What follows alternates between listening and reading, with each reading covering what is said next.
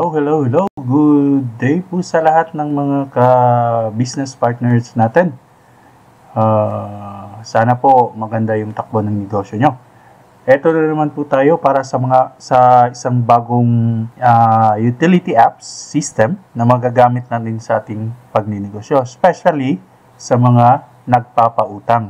So kung ballpen at papel pa yung gamit nyo, ito na po yung chance nyo na ma-level ups ang business nyo. Paalala ko lang po na ang system apps na to is gumagana sa kahit anong device, smartphone, laptop, desktop, tablet. Gumagana po siya sa mga ganong devices. So, wala pong requirements kung gaano kalakas as long as merong internet connection or data. So yun po. Pwede po yun. Pwede po natin magamit. In fact, ang system na to na para sa mga lending businesses or sa mga may negosyo ng lending, meron po itong kasama sa mga collector nyo. Magagamit po ito ng mga collector nyo at meron po din siyang account sa admin or sa owner. So, hindi na natin patatagalin. Let's go! So, ito yung first view. Sa desktop muna tayo. Ito yung desktop view. Pagbukas mo ng system mo, ng apps mo sa laptop ba or sa desktop mo, especially everyday nagre-reset yung date niya. So, kailangan mong mag-login. Press mo ang login, papasok siya sa menu or home.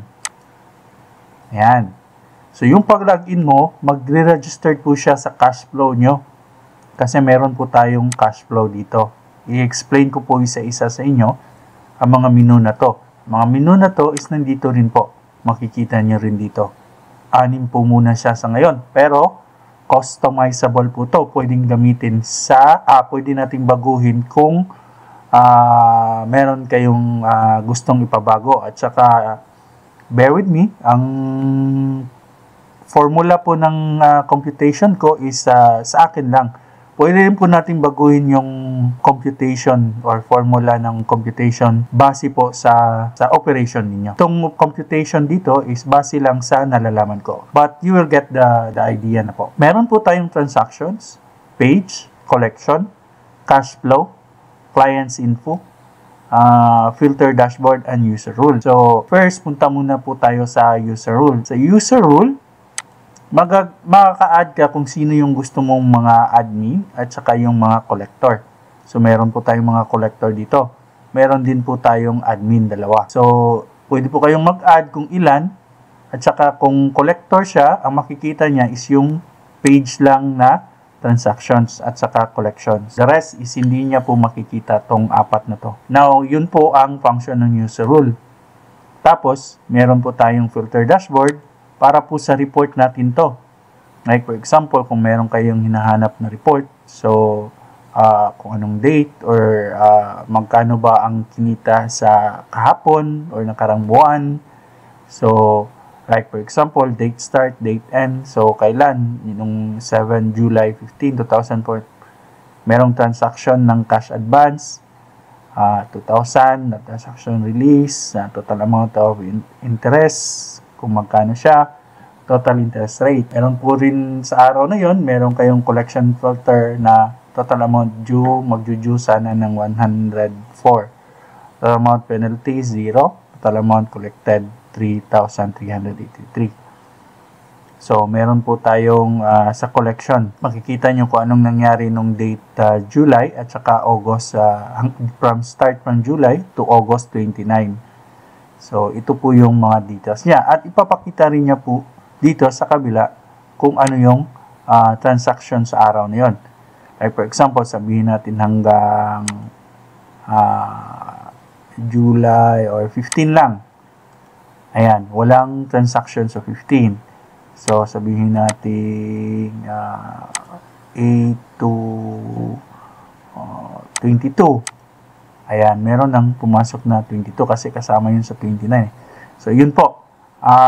Pwede po tayong umatras. So, ibig sabihin, yung date natin is adjustable. So, let's just say June 1. So, cash advance. Ito po yung lalabas. Short loan.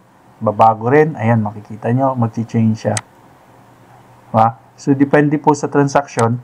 Lalabas siya kung, let's say, from June 1 to katapusan ng August 31, meron tayong emergency loan na transaction.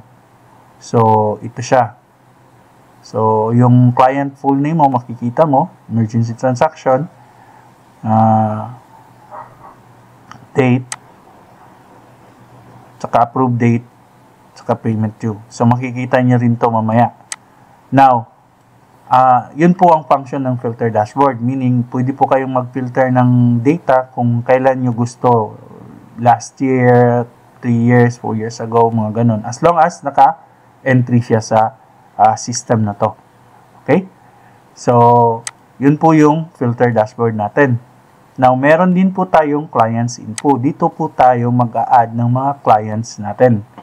Na, for example, si Abel Abelardo. Ito po yun. Pwede kayong mag-add ng picture niya, number ng mobile niya, client ID, meaning unique po to. Every client, meron po silang mga ID. Anong address niya at email address niya. Yung actual address niya. So, makikita nyo rin po, meron tong map. Ayan. So, kung meron lang siyang exact na nilagay na, tawag nito, location, so makikita nyo sa map kung saan siya nakatira. Map integrated po to. So, makikita nyo. So, ito po yung, ang nagpasok po nito is entered by isang collector nyo. So, email po niya ang lalabas. At saka, pwede po siyang pumirma. At dito po, digital signature po to. So, meaning makikita nyo na yung signature niya. Okay? So, adjustable din yung window. So, sabihin natin ganun para makita natin yung mga transaction niya.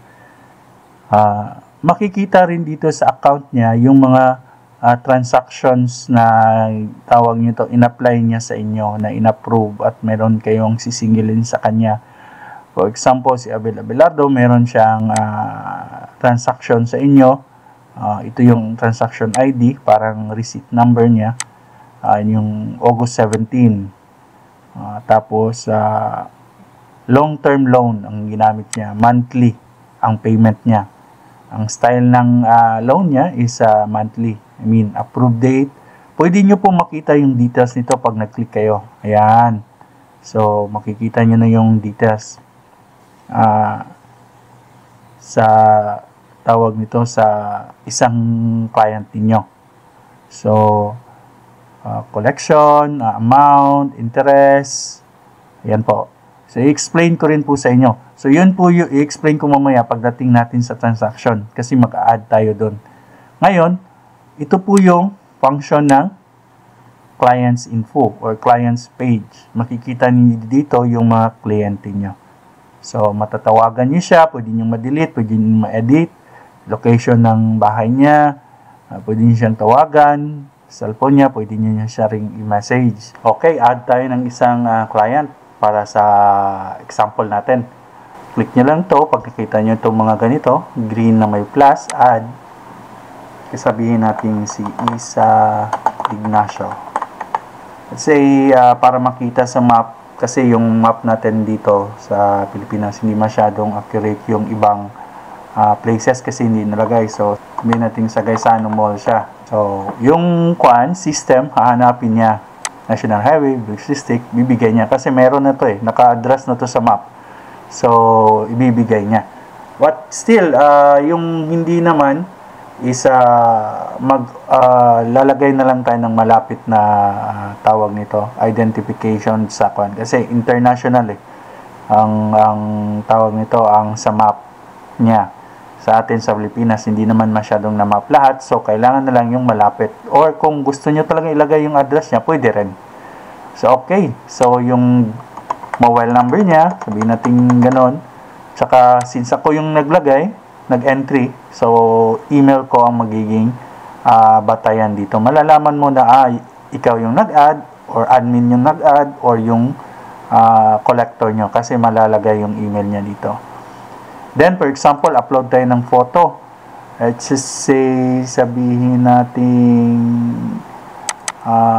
ito yung picture niya. Pwede na rin yun siyang papirmahin na para meron kayong specimen sa pirma niya. Example, sabihin natin sample. Yan yung signature niya. Okay?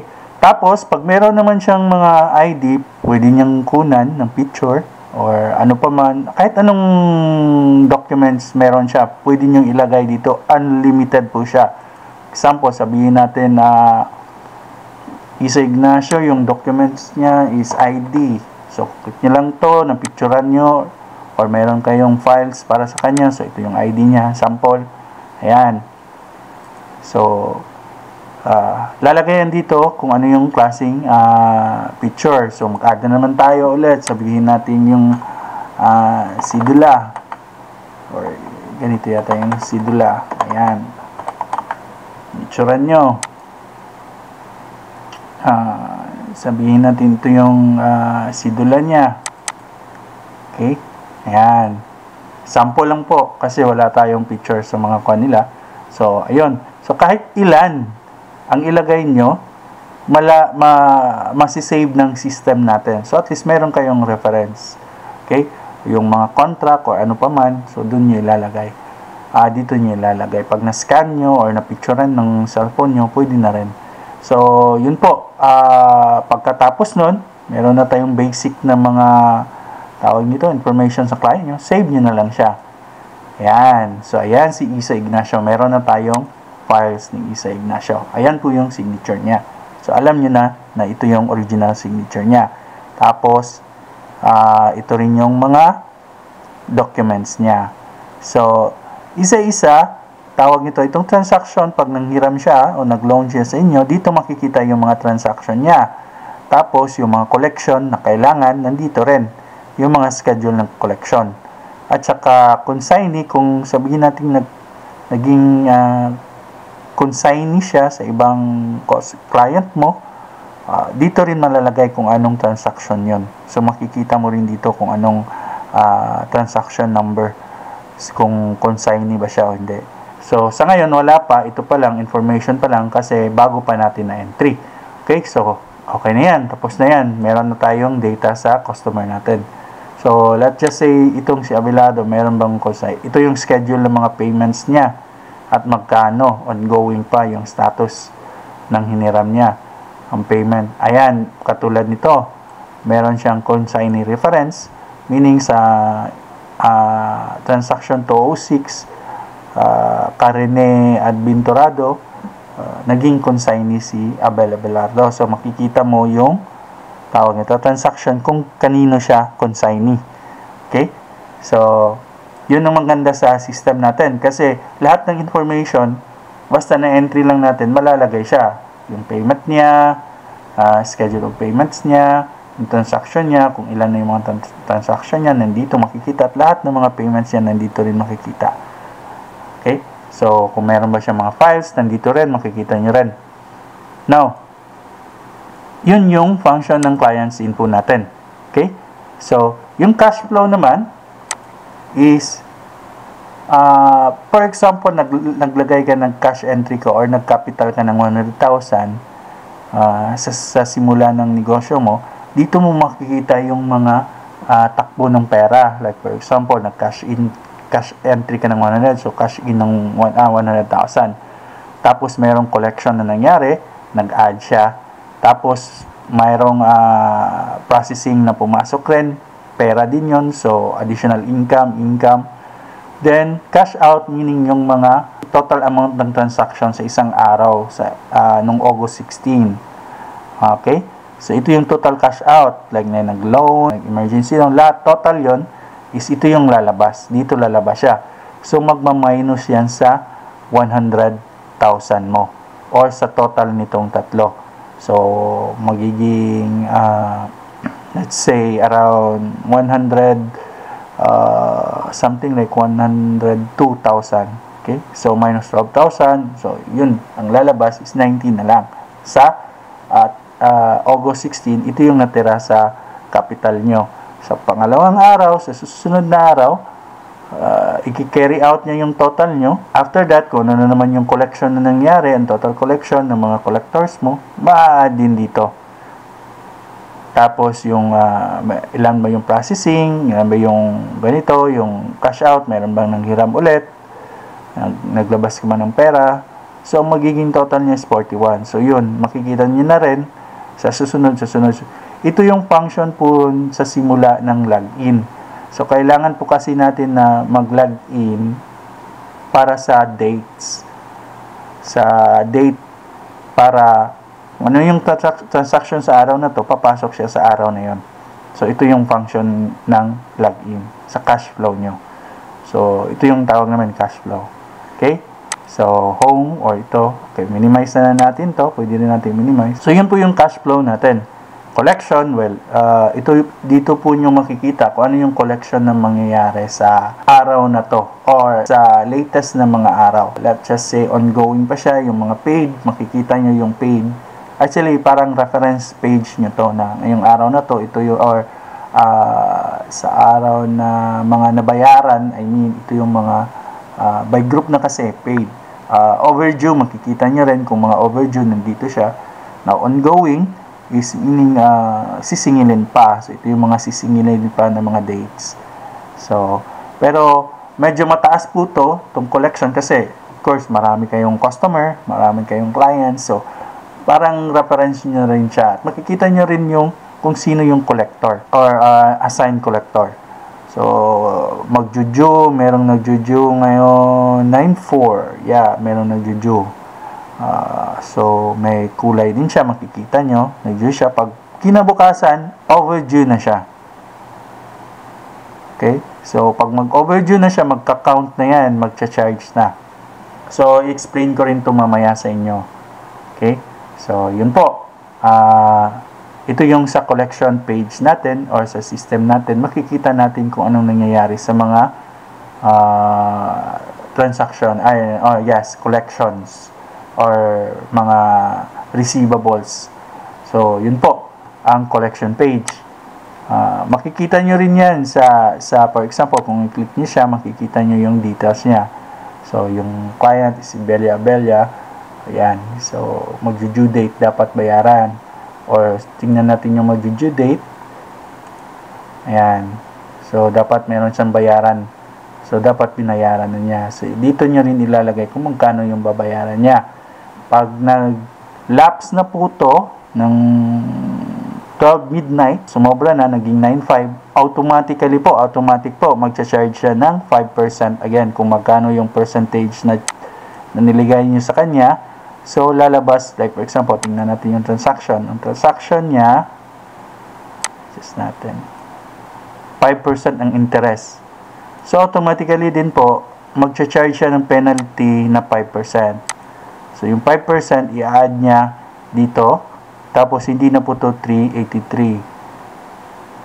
Ang amount due niya is 383.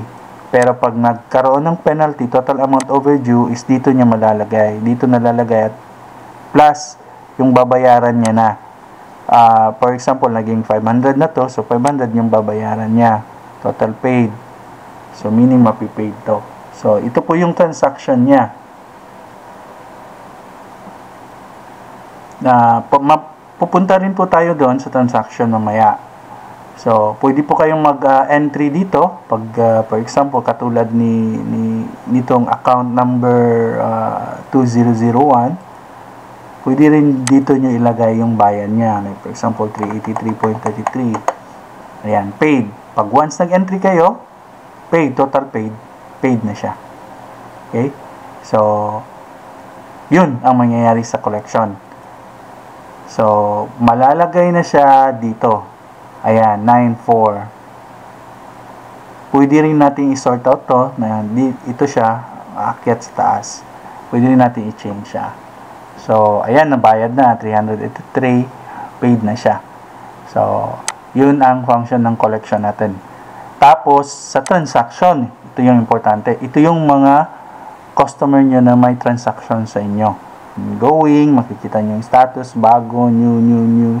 For example, sabihin natin, mag-add muna tayo ng bago, si Isa. Example. So, ang maganda dito kasi naka-record na si Isa, check to check na lang tayo, gawa tayo ng transaction, client name. So, hanapin natin si Isa, pwede nyo rin i-type, Isa, ayan. Isa Ignacio. So, tapos, sabihin natin nag-cash advance siya.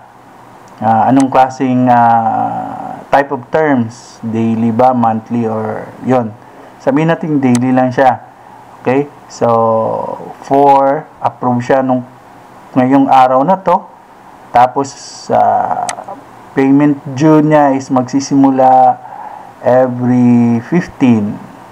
Magsisimula siyang magbayad is payment due niya is 15.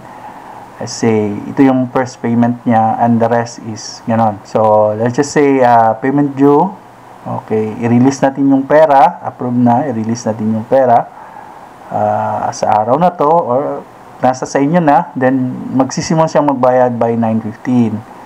Okay, so let's just say since daily siya, okay, so papirmahin nyo lang siya or yung collector nyo yung papipirma sa kanya. For example, ganito. Kalimutan ko na yung pirma niya kasi example lang.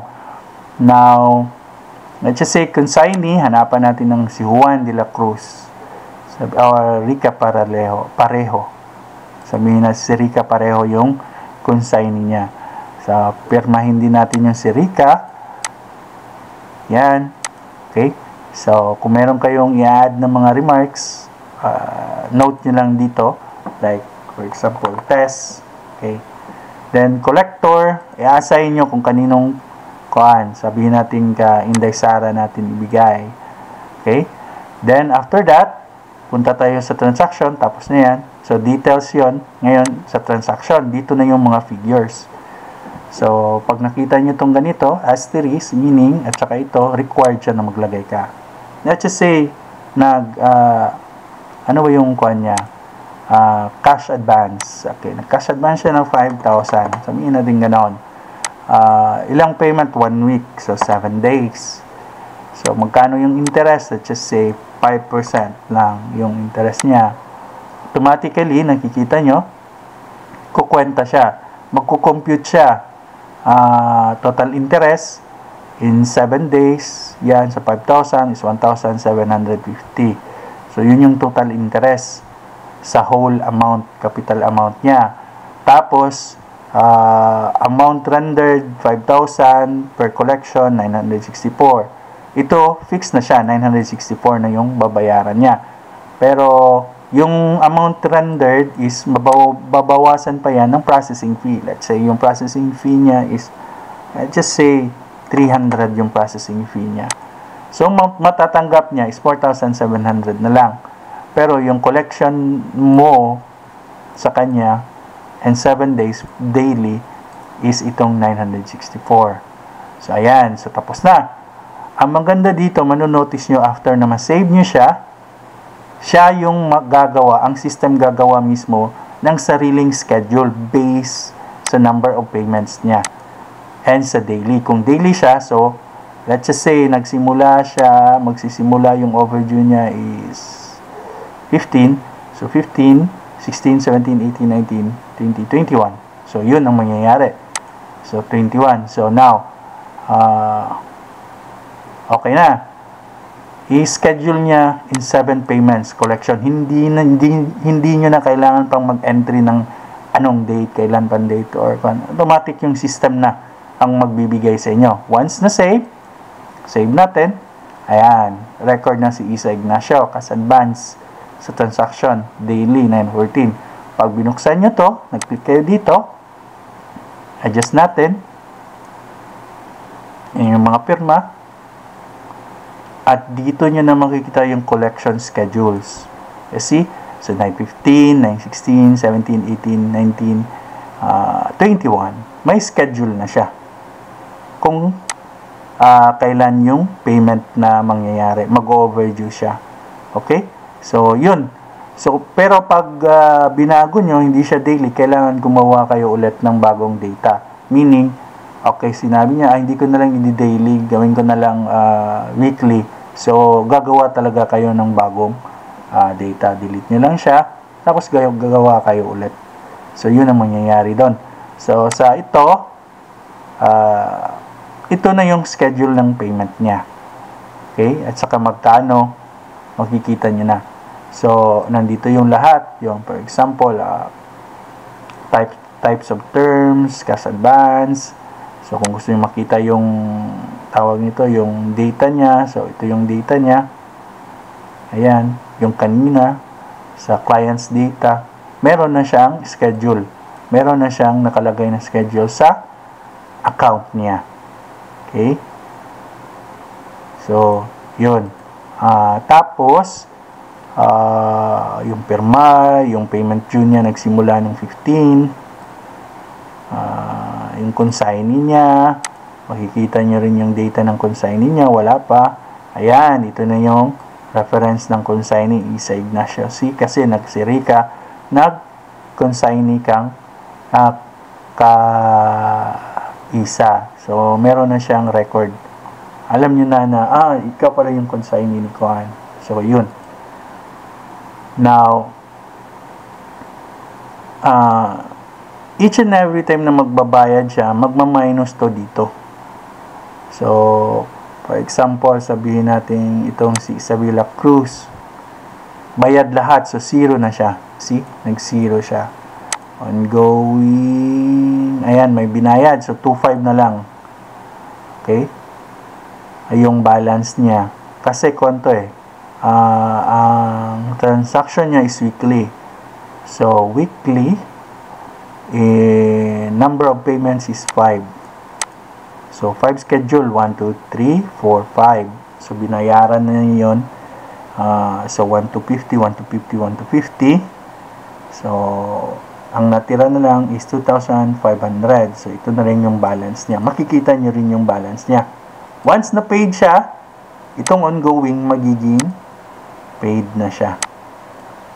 Pag nabayaran, katulad nito, binayaran niya lahat, 0, paid. So, makikita nyo na yung status na paid. Okay? So, since bago pa si Isa Ignacio, so, wala pa. New pa lang siya.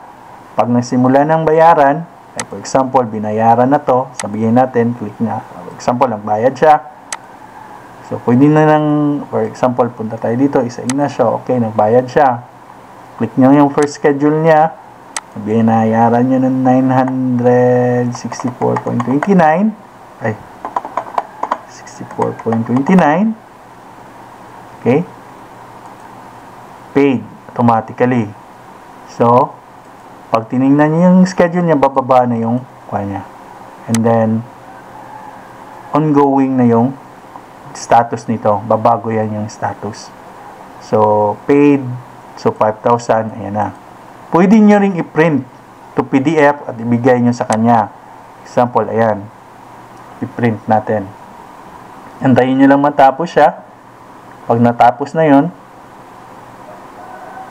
pwede nyo nang i-view yung file. Ayan. Click nyo lang yung view file. Ito. Transaction. Tapos, ito na yung transaction form. Pwede po natin baguhin yung transaction form. I-base po natin sa form ninyo. So, ayan. Isa Ignacio. Yung data niya. Transaction number, date.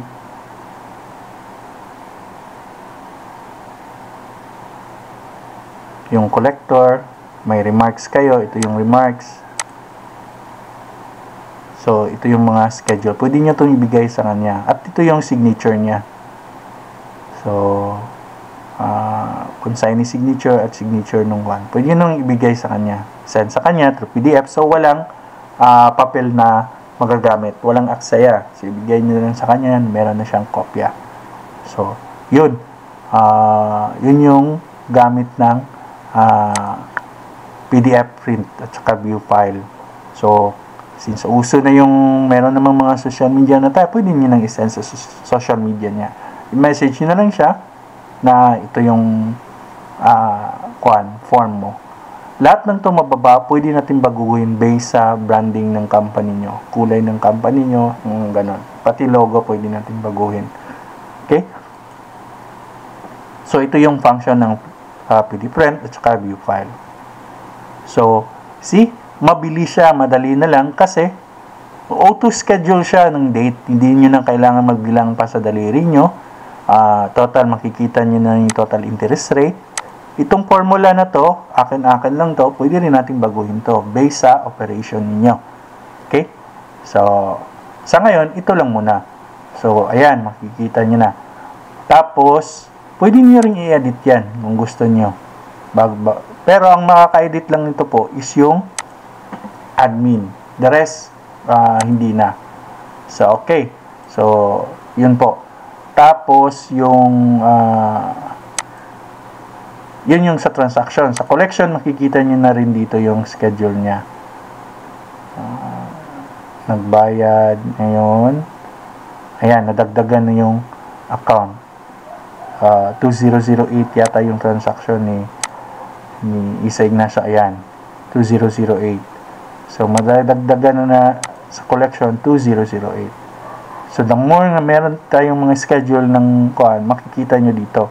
At sa baba, makikita nyo yung due. Tsaka makikita nyo yung overdue. At saka yung paid. So, ano pa? So far, yun lang ang function natin.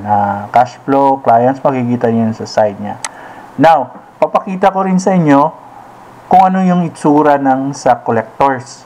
So, kung ano lang yung makikita sa and in mobile.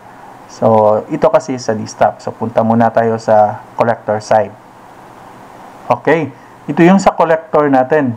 Inform ko rin kayo na, for example, wala siyang login dito kasi magdidepende siya sa admin. So, makikita niya yung assign niya, kung ano yung mga naka-assign sa kanya, sa collection niya, makikita niya rin dito kung ano yung kukolektahin niya. Since hindi natin inassign sa kanya, sino ba to? I think Arta Belon to. Kaya wala si Isa dito. So, kung ano lang yung naka-assign sa kanya, yun lang yung makikita niya. For example, itong 2006. Ang may-ari niyang 2006 is ang may-ari ng 06 si Rene Adventurado. So, naka-assign sa kanya, Collector Renabel. Okay. So, yun yung collector natin. Siyempre, lalabas siya, ayan, Rene Adventurado, kasi naka-assign sa kanya. Okay. For example, binayaran niya, 8/30/2025. Kuan pala to. Let's just say, yearly ang type of terms nito. Payment naman niya, number of payments is 10. Kasi yung hiniram niya is, amount is 10,000. So, 5,000, parang ganoon. Total interest is 5,000. So, nagiging 15. Total payable, 15. Let's say, nagbayad siya. Sabihin natin nagbayad. Click natin. Magkano ba yung dapat bayaran niya? Wala pang penalty. So, let's just say, yung babayaran niya is 1,500. Click natin 1,500. Pag-enter natin, automatically paid na siya. So, lalabas yan dyan, paid. Babawas din sa total balance niya. Dito yung makikita. Sa main naman, punta sa tayo sa transaction, Rene Adventurado, ayan. Nakalagay na paid. Automatic siya nakalagay, paid. Okay? So, makikita niyo rin, 13,500. Per transaction ng collectors natin, makikita natin dito. So, yung collection niya at yung assigned transaction niya. So, wala na siyang ibang makikita pa. Kundi yun lang, ito lang. Kung ano yung naka-assign sa kanya at ano yung mga account na dapat niyang bantayan kung kailan yung mga due date. Sa kanya pala naka-assign to si Juan de la Cruz na may overdue na. Ayan, may penalty na 575. Number of date due is 30 days na. Nag-overdue ng 30 days. So, total interest na noon is 150. So, 575. Instead, yung babayaran ng niya is 383. Nagiging 958 na. And every day, nag-a-add po siya. Nag-a-add. So, kasi nag-overdue na siya. So, yes, hindi nyo na kailangan kwentahin pa kasi siya na yung gagawa nun. Ang system na mismo yung gagawa sa computation. So, yun ang function ng sa collectors natin. Yun lang. Kung ano yung naka-assign sa kanya, yun lang yung makikita niya. Naka-reflect na nagbayad siya. Ayan, paid. Now, pag pumunta naman tayo sa cash flow, sa main naman, punta sa tayo sa transaction, Rene Aberonturado, ayan, nakalagay na paid. Automatic siya nakalagay, paid. Okay? So, makikita nyo rin, 13,500. 9,400, ayan, pumasok na, 964. Nagbayad. May bayad na processing fee. Okay, since nagbayad si Rene at saka si Isa Ignacio, sa araw na to, 9/14, sa cash flow, makikita nyo rin yung collection nyo. Ayan. Yung total collection na lang, makikita nyo. 2,000. Kasama na dito yung kwan. Makikita nyo rin yung individual dito sa collection. Ayan. Date paid, 9/4. Tsaka, yes, yan, 2/6. Dalawa yung payment natin sa 9/4 sa araw na to. So, yung total niya, 1,500 plus 964. So, makikita nyo na siya sa cash flow collection. Ayan. Tsaka yung cash out ni Isa Ignacio. Tsaka yung processing fee niya. Makikita nyo na. So, kung ano yung pumasok sa araw na to, papasok din sa date na yan ng cash flow. So, yun po. Ganun lang po kasimple yung system natin. Kung meron kayong gustong ibago, especially yung formula ng computation, pwede po. You can inform us. You have two choices to avail this system. Pwede po kayong mag-subscribe for monthly and pwede nyo rin pong i-register na sa pangalan ninyo or bilhin yung system. Yun lang, but not the back program. Yun lang function niya yung sa front. Katulad nito, itong nakikita nyo, yun ang mabibili nyo. Not the program, back program. Yung mga kuan niya. Yung system lang mismo, papa sa inyo. Yes po, the difference between the two is that pag own nyo yung system is pwede tayong maglagay ng payroll, pwede nating lagyan ng payroll. Yun ang nakakaganda sa ownership. Tsaka yung kuan niya, assistant niya, pwede nyo kaming i-message. Even pwede nyo kaming i-message sa dito, feedback. Okay? Or pwede nyo kaming i-email. Anytime ready kami. No need for machines na maintenance or requirements po. As I said, tatakbo po to kahit saan. So, yung maintenance namin is sa apps lang, sa system lang, hindi sa hardware ninyo. Yun ang Lisa, ang magandang partner natin sa negosyo natin. Lending system apps. Kung interesado kayo, message nyo lang po kami. Customizable po to. Pwede po nating baguhin yung lahat ng branding at saka kahit na yung sa logo. Yung sa ownership, siyempre mababago siya through sa pangalan ninyo. Pero yung rental po is hindi po sa subscription o rental, always siya nakapangalan sa Juan Lisa. Yung data nyo naman po is anytime gusto nyo, pwede nating lagyan na pwede nyong ma-download lahat ng mga data ninyo, yung mga ito tulad nito.